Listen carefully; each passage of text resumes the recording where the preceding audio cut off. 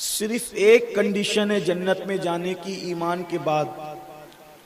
اگر کوئی بندہ ایمان لے آئے اللہ اور اس کے رسول پر، اس کے بعد اس کو صرف ایک کام کرنا ہے، اللہ کا وعدہ ہے اللہ اسے جنت عطا کرے گا. اللہ رب العزت نے صرف ایک چیز پر جنت کا وعدہ فرمایا ہے.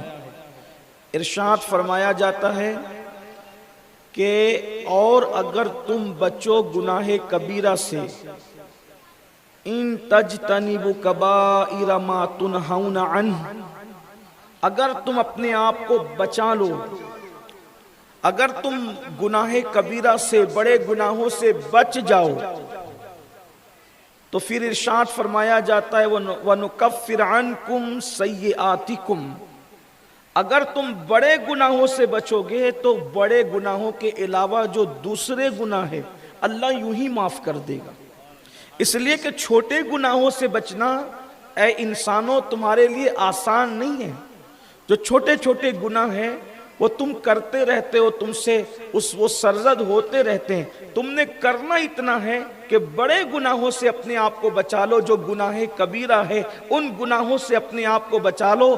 اللہ اس کے علاوہ کے جو دوسرے گناہ ہیں وہ خود بخود یوں ہی معاف فرما دے گا. اور اس کے بعد پھر جب بڑے گناہ سے بچو گے تو چھوٹے گناہ معاف ہو جائیں گے. اور پھر وعدہ کیا جاتا ہے وَنُدْخِلْكُمْ مُدْخَلًا کریما، اور ہم تمہیں عزت کے ٹھکانے میں داخل فرمائیں گے، یعنی ہم تمہیں جنت میں داخل فرما دیں گے.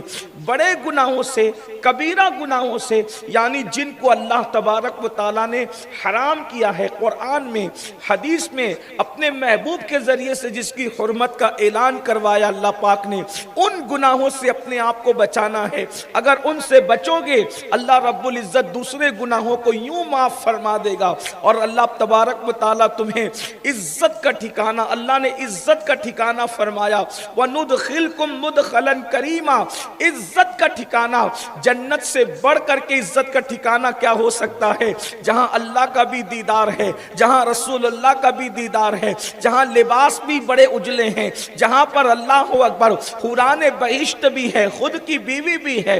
اللہ رب العزت تمہارے بچوں سے، تمہاری بیوی سے، تمہارے گھر والوں سے، تمہارے رشتہ داروں سے، تمہارے آباء و اجداد سے تمہیں ملائے گا. اور پھر جو تم چاہو گے جنت کے اندر وہی ہوگا. جو کھانا چاہو گے، جو چیز کی تمنا کرو گے، طلب کرو گے، ابھی پلک بھی نہیں جھپکے گی کہ وہ نعمت تمہارے سامنے حاضر ہو جائے گی. اور پھر بڑی بات یہ ہے، ایمان والوں کے لیے اللہ کے دیدار سے بڑھ کر کیا بڑی بات ہو سکتی ہے، رسول اللہ کے دیدار سے بڑھ کر کیا بڑی بات ہو سکتی ہے. میرے پیارے آقا صلی اللہ علیہ وآلہ وسلم کے پیارے دیوانوں، لیکن یہ بڑے گناہ کیا ہیں؟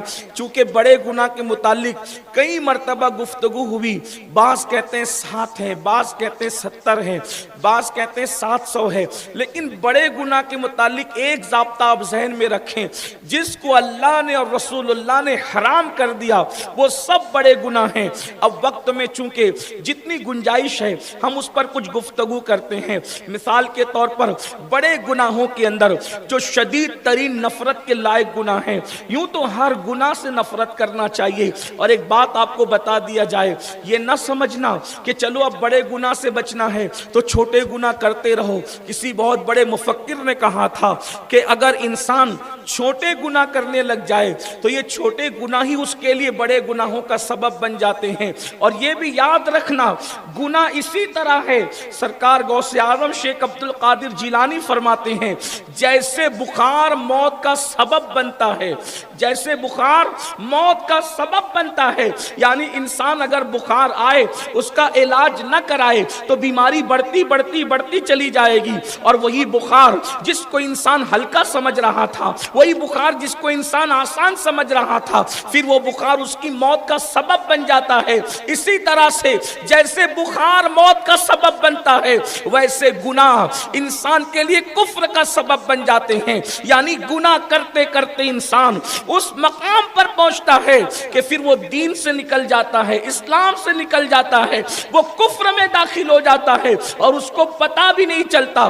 اس لیے اللہ کے بندو گناہوں سے ہوشیار رہو، اپنے آپ کو گناہوں سے بچاؤ۔ کسی کہنے والے نے کہا ہے جہاں گناہ ہے وہاں فنا ہے، یعنی جب گناہ ہوتا ہے تو گناہ انسان کو برباد کر دیتے ہیں۔ یہ گناہ ہی تو ہے جو انسان کو ذلیل کرتے ہیں، یہ گناہ ہی تو ہے جو انسان کی روزی میں قلت کا سبب بنتے ہیں، یہ گناہ ہی تو ہے جس کی وجہ سے عمر میں کٹوتی ہوتی ہے، یہ گناہ ہی تو ہے جس کی وجہ سے چہرے کا نور ختم ہوتا ہے، یہ گناہ ہی تو ہے جس کی وجہ سے اولاد غدار ہوتی ہے، یہ گناہ ہی تو ہے جس کی وجہ سے انسان کی دلوں سے عزت نکال دی جاتی ہے۔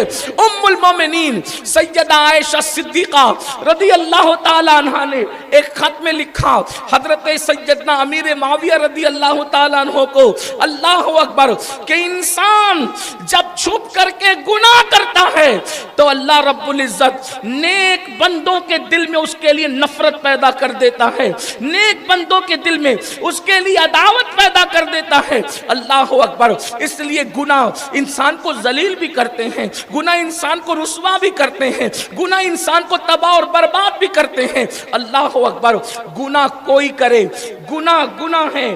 اللہ اکبر، قرآن میں تاریخ اٹھا کر دیکھیں، اقوام کی، اقوام عالم کی تاریخ اٹھا کر دیکھیں، گناہ کرنے والے اگر اولاد پیغمبر ہیں تو بھی اللہ نے ان کو سزا دی۔ اب اولاد پیغمبر سے بڑا مرتبہ کس کا ہو سکتا ہے؟ گناہ کرنے والے اگر اولاد پیغمبر ہیں تو اللہ نے ان کو بھی سزا دی ہے۔ آپ سے پوچھتا ہوں، ان علماء سے پوچھیں جن کے چہرے سور اور بندر کی طرح اللہ نے کر دیے، وہ کون لوگ تھے؟ بنی اسرائیل تھے، اولاد پیغمبر تھے۔ جن لوگوں کو اللہ نے ہواؤں سے اڑا دیا، جن کو زمین میں دھسا دیا، جن کو پانی میں غرق کر دیا، کون تھے؟ اولاد پیغمبر تھے۔ اس سے پتہ چلا اگر اولاد پیغمبر بھی گناہ کرے تو خدا کی غیرت کی شان یہ ہے اللہ ان کو سزا دیتا ہے۔ ہم کیا ہے؟ آج ہمارے مسائل یہی ہیں کہ ہماری جو تکلیف ہے ہمارے گناہوں کے سبب سے، جو تکلیف، اور یہ میں اپنے طور پہ نہیں کہہ رہا ہوں بلکہ قرآن کہتا ہے وَمَا أَصَابَكُم مِّن مُّصِيبَةٍ فَبِمَا كَسَبَتْ أَيْدِيكُمْ، کہ تم پر جو بھی مصیبت آتی ہے وہ تمہارے اعمال کے سبب سے آتی ہے۔ تو بڑے گناہوں سے بچو۔ اس کا یہ مطلب نہیں کہ چھوٹے گناہ کرو، کہ کسی مفکر کا قول جو کوٹ کرنے جا رہا تھا وہ یہ کہ انسان کو ٹھوکر بڑے پتھروں سے نہیں بلکہ چھوٹے پتھروں سے لگا کرتی ہے۔ تو بڑے گناہوں کے اندر جو گناہ ہے، آئیے تھوڑا ترتیب بار ان کا ذکر کرتے ہیں۔ آج ہمارے سماج میں اور معاشرے میں جو چیز بڑی تیزی کے ساتھ پھیل رہی ہے وہ ہے نشہ، اور نشے کو بہت پرموٹ کیا جا رہا ہے۔ اچھا، جو نشہ کرتے ہیں وہ جلسوں میں آتے ہی نہیں ہیں، اس لیے کہ اس وقت تو وہ نشے میں ہوں گے، پھر نشے پہ تقریر کرنے کا فائدہ کیا ہے؟ تو یاد رکھیں، ویکسین بیمار کو نہیں لگائی جاتی، ویکسین تو تندرست لوگوں کو لگائی جاتی۔ اور کیوں لگائی جاتی؟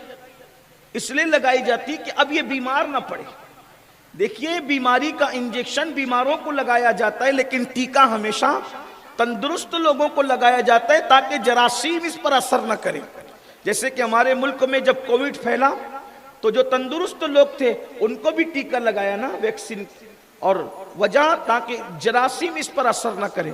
تو یہ حدیث کا ویکسین، یہ قرآن کا ویکسین، یہ خشیت ربانی کا یہ عظیم تر طاقت اور قوت والا اللہ رب العزت کا فرمان اس لیے پیش کیا جاتا ہے تاکہ معاشرے کے گناہوں کے جراثیم ہمارے اوپر اثر نہ کرے، اور جب کوئی ہمیں نشے کی طرف لے جانے کی کوشش کرے تو اس وقت ہم اپنے دامن کو بچا سکیں۔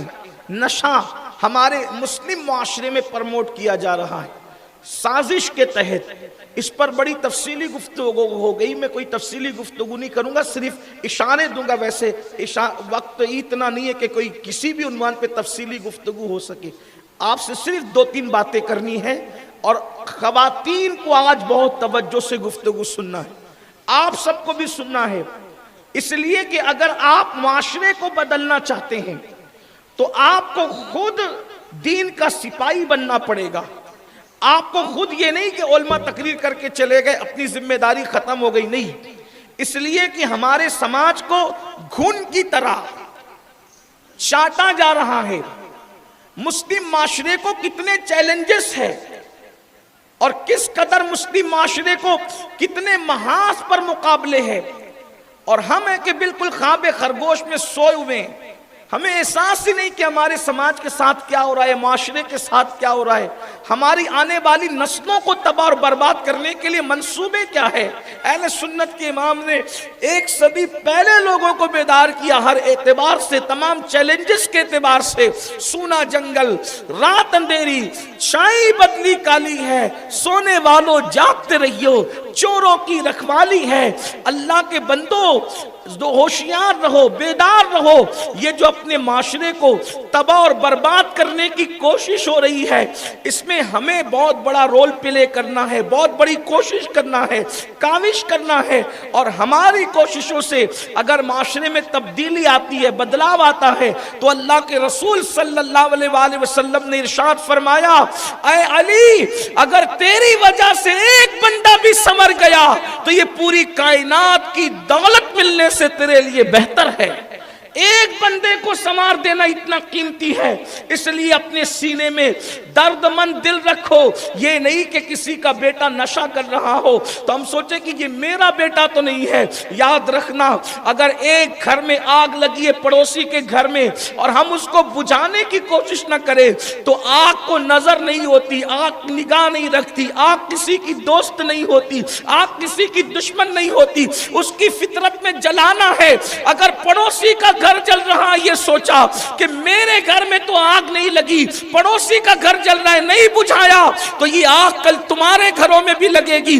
دوسروں کے بچوں کو بچیوں کو بگڑتا دیکھ کر آنکھ بند کرنے والے سخت دل لوگوں، اگر آج تم نے ان بچوں کو سنوارنے کی کوشش نہیں کی، ان پہ ایکشن نہیں لیا، ان کو سدھارنے کے لیے کاوش نہیں کی، تو ایک نہ ایک دن تمہارے بچے بھی اس ذلت کا شکار ہوں گے، اس گناہ کا شکار ہوں گے، اس برائی کا شکار ہوں گے۔ اس لیے یاد رکھنا، جو ہمارے سماج میں کبھی چرس کے ذریعے سے، گانجا کے ذریعے سے، شراب کے ذریعے سے، ایم ڈی کے ذریعے سے، اسی طرح ہیروئن کے ذریعے سے اور طرح طرح الگ الگ ذرائع سے ہمارے سماج میں نشے کو پرموٹ کیا جا رہا ہے، اور نشے کی نحوست تو یہ ہے کہ انسان جب خود مدہوش ہوگا، کتا گولی کے ذریعے سے، جس کو ہمارے مالیگاؤں کی زبان میں کتا گولی کہتے ہیں، کتا گولی کے ذریعے سے اللہ اکبر، بچے قاتل بن رہے ہیں، بچے چور بن رہے ہیں، بچے ڈکیتی کی طرف جا رہے ہیں، زنا کی طرف جا رہے ہیں، بدی کی طرف جا رہے ہیں، کیونکہ اللہ کے رسول صلی اللہ علیہ وآلہ وسلم نے نشے کو ام الخبائث قرار دیا ہے، یہ ساری برائیوں کی جڑ ہے۔ اس لیے معاشرے کو خوبصورت معاشرہ بنانے کے لیے ہر فرد کو جڑنا پڑے گا۔ یہ نہیں صبح اٹھے کام پر گئے، شام کو آئے، آ کر کے دوستوں میں مستی مذاق کی، ہوٹلوں پہ بیٹھ کر اخبار چاٹے، ایک چائے پی اور آ کر کے سو گئے۔ یاد رکھنا، اس سے اپنی نسلیں برباد ہوگی۔ گنبد و مینار کے شہر میں رہنے والوں، اب اپنے شہر کے جرائم کا حال یہ ہو گیا ہے کہ نیشنل چینلوں پر ہمارے شہر کی بدنامی ہو رہی ہے۔ آخر مسلمانوں کو احساس کب ہوگا؟ کب مسلمان احساس کرے گا؟ سوچو تو صحیح، اجمیر شریف میں چوری کا معاملہ ہو، مالیگاؤں کا نام آ رہا ہے، اللہ اکبر، فلموں میں پٹاخہ بازی کا معاملہ ہو، مالیگاؤں کا نام آ رہا ہے، اس طریقے سے اور بھی چیزیں آپ دیکھیں۔ یاد رکھیے، لوگوں کو بھی پتا ہے کہ شہر کے سب لوگ ایسے نہیں ہوتے، لیکن وہ شہر جس میں سینکڑوں مساجد ہے، گنبد و مینار سے یہ شہر چمکتا دمکتا ہے، یہاں کا رمضان المبارک اور شہروں سے منفرد ہے، یہاں کا جمعہ مبارک اور شہروں سے منفرد ہے، یہاں کی شب برات، یہاں کی شب قدر اور لوگوں سے منفرد ہے۔ لیکن یاد رکھیے، اب جو حالات بدل رہے ہیں اور نوجوان بے دینی کی طرف جا رہے ہیں، اس میں ہر بندے کو کوشش کرنا ہے۔ اچھا، کوشش کیا کرنا ہے؟ میں یہ بھی نہیں کہتا کہ آپ سب کی فکر کرو، آپ بس اتنا کر لو، ہر بندہ اپنے گھر میں محنت کرے، بس ہر بندے کو اتنی ذمہ داری اللہ کی طرف سے ہے، یا ایھا الذین آمنوا قوا انفسکم واہلیکم نارا، اے ایمان والو، اپنے آپ کو بھی اور اپنی اولاد کو جہنم کی آگ سے بچانا، اپنے اپنے گھر میں بس اسلامی ماحول بناؤ، اپنے بچوں کی فکری تقدس کا خیال کرو، اپنے بچوں کی دینی تعلیم کا خیال کرو، اپنے بچوں کی دنیاوی تعلیم کا خیال کرو، اپنے بچوں کو دسترخوان پہ لے کے بیٹھے، انہیں کھانے سے لے کر لباس تک، لباس سے لے کے غسل تک، اور دین تک، مذہب تک، مسلک تک، یہ سب چیزیں منتقل کرنا اپنی ذمہ داری ہے۔ بچے صرف پیدا کرنا ہماری ذمہ داری نہیں، ہم گائے بھینس نہیں ہے، ہم پرندے نہیں ہیں، ہم جانور نہیں ہیں، ہم انسان ہیں۔ ہمیں بچوں کی پیدائش صرف مقصود نہیں ہے، بلکہ بچوں کی پیدائش کے بعد بڑی ذمہ داری ہے، ان کو کھلانے سے زیادہ کی فکر، کھلانے کی جتنی فکر ہے اس سے زیادہ فکر ان کی تربیت کی ہونی چاہیے، کیونکہ رزق کا ذمہ اللہ نے اپنے کرم پہ لیا ہے، تربیت کا ذمہ اللہ نے اپنے کرم پہ نہیں لیا ہے، وہ تو ماں باپ ہی کو کرنا پڑے گا۔ یاد رکھنا یہ کتنی بڑی عبرت کی بات ہے، اگر نوح علیہ السلام کا بیٹا بگڑے ہوئے لوگوں کی صحبت میں رہتا ہے تو نبی کا بیٹا بھی بگڑ جاتا ہے۔ اب آپ مجھے بتائیں بچہ کس کے ساتھ رہ رہا ہے، بیٹی کس کے ساتھ اٹھتی ہے بیٹھتی ہے، اسکول جاتا ہے نہیں جاتا، مدرسہ جاتا ہے نہیں جاتا، نماز پڑھتا ہے نہیں پڑھتا، ہم اپنے بچوں سے کبھی نہیں پوچھتے۔ تو یہ اچانک اس طریقے سے انقلاب نہیں آئے گا۔ ماں باپ کو سنور کر کے اپنے گھر میں، صرف اپنے گھر میں، علماء محنت کر رہے ہیں، کاوشیں کر رہے ہیں، کوششیں کر رہے ہیں، سب کی اپنی اپنی کوششیں ہیں، ہم اپنے گھر کا ماحول اسلامی ماحول بنائیں۔ اچھا اسلامی ماحول کیا؟ جس معاشرے میں گناہ نہ ہو، جس معاشرے میں حسد نہ ہو، جس معاشرے میں بغض نہ ہو، جس معاشرے میں کینہ نہ ہو، جس معاشرے میں ناپاکی نہ ہو، جس معاشرے میں گندگی نہ ہو، جس معاشرے میں بے حیائی نہ ہو، جس معاشرے میں ظلم نہ ہو، جس معاشرے میں عدل ہو، انصاف ہو، نماز کی پابندی ہو، تقوی ہو، پرہیزگاری ہو۔ بچے گالی سنے تو گالی سن کر کے ان کے چہرے کا رنگ اتر جانا چاہیے کہ یہ کون سی چیز آج ہم نے سن لی کسی کی زبان سے، کبھی ہم نے یہ چیز سنی ہی نہیں تھی، یہ کیفیت ہونی چاہیے۔ اور یہ ماحول آپ کو بنانا ہوگا، بہنوں کو بنانا ہوگا۔ بہت سی مثالیں دی جا سکتی ہے۔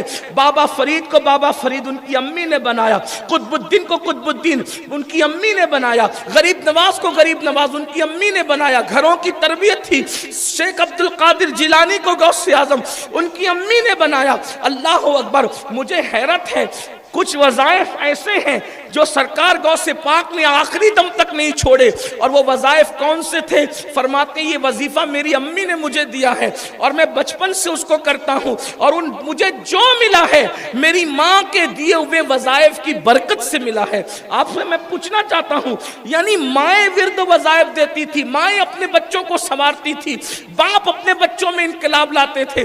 بڑی معذرت کے ساتھ آج ہم جانوروں سے بدترین ہو چکے ہیں، اس اعتبار سے کہ جانور بھی تو چند دن اپنے بچوں کو کچھ تربیت دیتے ہیں۔ اللہ اکبر، کوا اڑنے کی تربیت دیتا ہے، مچھلی تیرنے کی تربیت دیتی ہے، مرغی دانہ توڑنے کی تربیت دیتی ہے، عقاب اڑنے کی تربیت دیتا ہے۔ حیرت ہے، ہم اپنے بچوں کو کوئی تربیت دینے کے لیے تیار نہیں ہے۔ اللہ اکبر، چھوٹی چھوٹی عمر میں اسکول سے نکال لیا، کام پہ لگا دیا، پچری پہ لگا دیا، تراشن بھرنے لگا دیا۔ سوچو تو صحیح، کتنے لوبی بنو گے پیسوں کے، چھوٹے چھوٹے بچوں کے مستقبل سے کب تک کھلواڑ کرو گے؟ یاد رکھنا، کہتے ہو غربت ہے، غربت ہے، غربت ہے، میں کہتا ہوں غربت کس کے یہاں نہیں تھی؟ بابا فرید الدین گنج شکر کے والد وصال کر گئے، جوانی میں بیوہ ہو گئی، سرکار فرید الدین گنج شکر کی امی اور چرخہ بھر کر کے اپنے بیٹے کی پرورش کی۔ آپ سے پوچھنا چاہتا ہوں، پالنا بالغ ہونے تک کم سے کم ماں باپ کی ذمہ داری ہے۔ ایک بچے کو ڈراپ آؤٹ کرتے ہو اسکول سے، اس کی 3 نسلیں جو ہے وہ بکھر جاتی ہے۔ ایک جاہل ہوگا، اس کو علم کا کوئی شعور نہیں ہوگا، آگے وہ اپنے بچوں کو نہیں پڑھائے گا، پھر وہ نہیں پڑھائے گا، 3 نسلیں برباد ہوتی ہے۔ اور ایک بچے کو اگر پڑھا لو 3 نسلیں سنور جاتی ہے۔ آپ کہتے ہیں پڑھائی مہنگی ہے، میں کہتا ہوں پڑھائی مہنگی ہے، لیکن آپ کے پاس مال بھی تو ہے۔